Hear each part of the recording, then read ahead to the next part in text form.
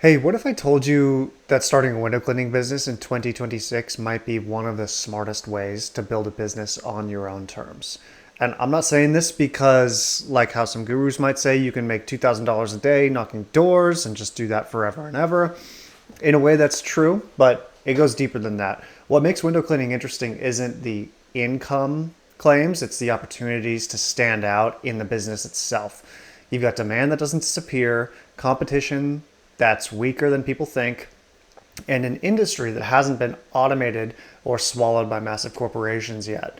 And if you already know how to show up, communicate clearly, and run things professionally, you have a massive advantage. In this short podcast, we're going to go over why window cleaning stands out in 2026 and why, for the right person, it's one of the most durable paths to building real wealth. This isn't going to be a surface level list. We're talking about the actual nature of this business and why it's still wide open in a ton of different ways. So the first point is that your competition is actually your biggest competitive advantage. Your competition is actually your biggest competitive advantage. Here's the thing. Most operators around you either can't scale, won't stick around long term, or never operate at a professional level. In most markets, you've got three types of competition. First, you've got the big companies. They can only scale so fast, and as private equity gets more and more involved, the service gets more polished, but also more impersonal.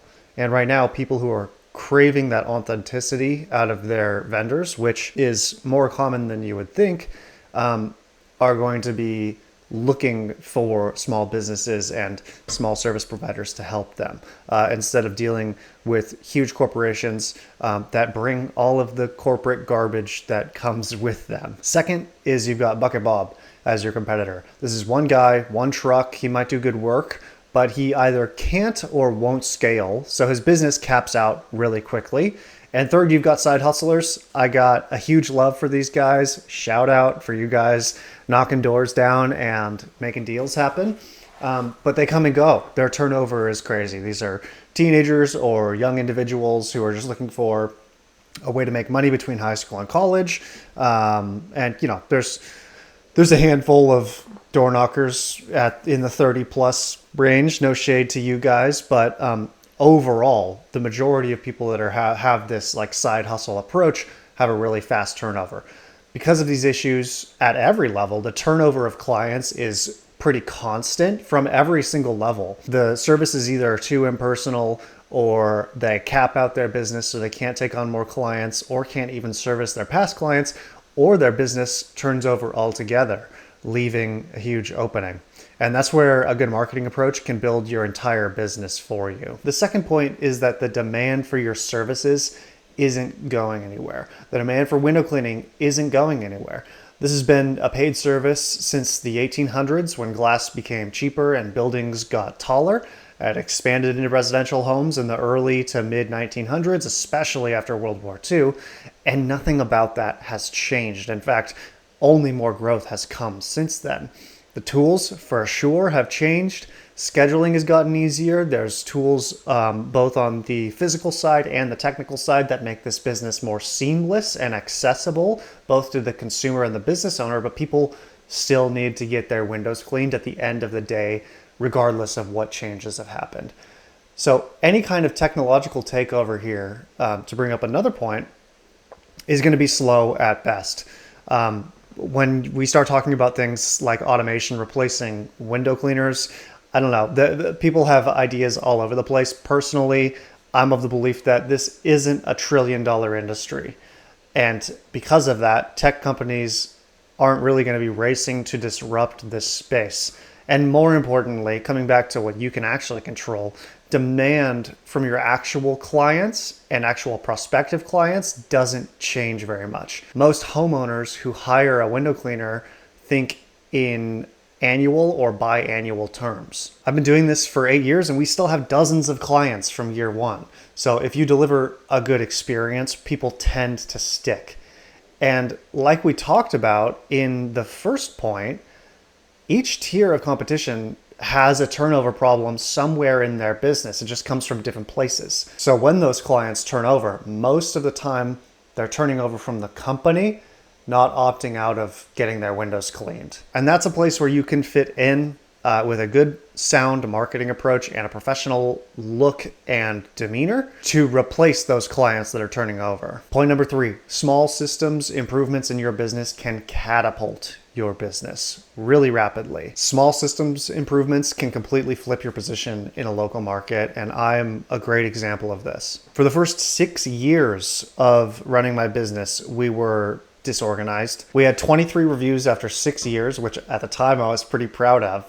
But in the last 12 months, we've added over 100 5-star reviews. It's the same business, it's the same service. We've just changed up some of our internal systems to make sure that these things are being generated on autopilot. And if it's not obvious how that flipped our business, we moved to our new market 14 months ago. We were ranking 9th in our primary market, which isn't bad for just moving to a new market, but it's not going to get you results. And now we're ranking 3rd and outrank the other 2 above us in terms of review count by 100 reviews or more. But getting back more into specific changes, there were 3 big changes in our business. First, we automated review collection. Second, we automated notifications when our web forms are filled in on our website. So we get notified when a new form gets submitted, which decreases our time to contacting the lead by sometimes hours. I mean, there were times before I made that automation where I would get a form filled out by a prospective client and I wouldn't check my email until later that night. So it's like 6, 7, 8 hours sometime before we're reaching out to them. Now, when a client fills out our form, I get a text notification with their name, number, email, and any notes that they have. And I can just click that phone number and give them a call within literally seconds or minutes. And third, we automated rebooking. That rebooking system alone is going to book us out 2 to 3 months next year, which means way less marketing spend and less manual follow-up for even better results. There's nothing really super fancy here. I mean, it took some work to put these systems together, but by building those systems, we've taken out a ton of administrative work that we would otherwise have to do. Otherwise, like before this, especially with the rebooking cadence, I was going back 6 months to figure out who we served in that month, calling them based on a whim, like whether I liked them or not, basically, and rebooking manually by calling them. Now, first off, if we don't like them, we just add a tag to their contact that says do not rebook, which has happened twice, to be fair, in 8 years, so that's a pretty rare occurrence. But the point is, it's just extremely seamless now compared to the last 6.5 years. So yeah, those automations have just helped us out massively. If you have any questions about how those automations work, feel free to reach out. I'm a total geek over them. I'd be happy to walk you through it. Okay, number 4 is that window cleaning has fragmented markets, and fragmented markets create pockets of opportunity. Window cleaning, I just said it. It's a fragmented market, and that's a good thing. What does that mean? It means that there's no real dominant national player that is forcing prices down or is willing to lose money just to increase their company's valuation. I hear this a lot of the time. People always ask me about big franchises like Fish Window Cleaning as potential competition, and I'll be honest, in 8 years, I can't point to a single job that I've lost because of them. If anything, I've picked up work from people who wanted something more personal or refined.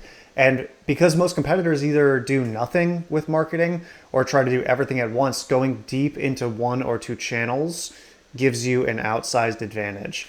For us, that's been different things at different times. It's going to depend on your market. I can say reliably in almost any market, going all in on your organic ranking, SEO, and having a good website is the place to start.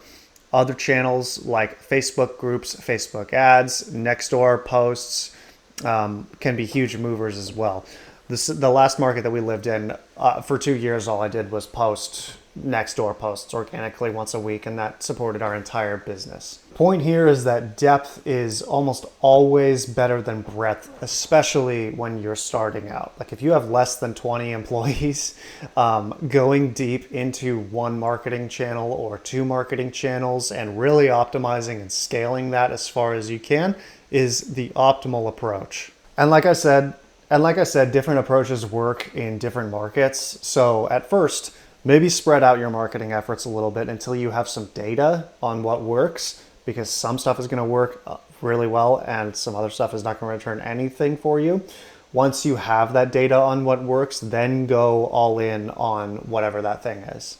And number 5 is that professionalism in this business is the real differentiator. Okay, we say this one for the end because if you've stuck around this long, first off, I appreciate you. You're an OG. You were here in the early days. These are the early days. Thanks for being here. Make sure to subscribe. Appreciate you. But this is also probably going to hit the most for you.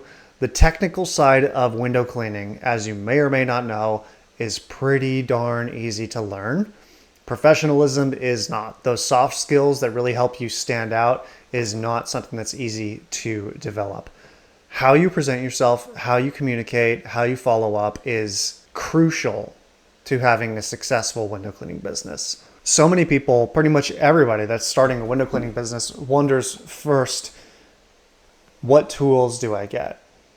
How do I get my first few clients? Like, obviously these are important questions, but if you don't have soft skills to back up the skills that you have with cleaning windows and the gear that you have, then you don't really have much at all. These things matter way more than the tools that you use. So when you dial those in, you're going to see higher trust, more repeat business, and way more referrals. I mean, about 20% of our business this year alone came just from referrals, and that comes from knowing how to professionally conduct ourselves, knowing how to ask for referrals, and knowing how to treat people well, basically. And if you've worked, like if you're a working professional and you've worked in sales, project management, teaching, or any role that required strong communication, your advantage here is borderline unfair. You're starting ahead by a long shot.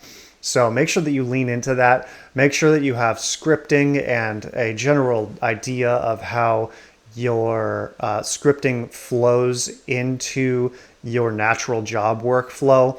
When you say what, how you treat clients, how you interact with them, all of these things are going to have a massive impact on the amount of referrals you get, the amount of repeat business you get, and just in general, how good of a business you have and how pleasant it is to run your business. The difference between running your business professionally and running it haphazardly is the difference between having, basically a job that feels like a prison and having a very profitable and satisfying business to be in. So above all things, make sure that you're leaning into that as much as you can.